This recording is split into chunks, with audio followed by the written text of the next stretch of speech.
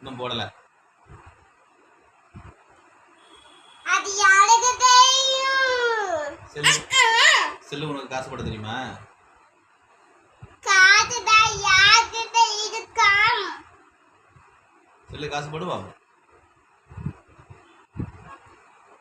இருங்க காமிக்கிறேன்.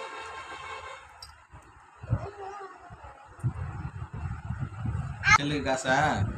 ஆமா. 5 ரூபாயா? ஆமா. 5 ரூபா போட்டா காசு வந்துருமா? ஆமா. சரி. பண்ணுவே பண்ணல. இப்ப வராம இருக்கும்போது நான் அப்படியே பண்றேன்.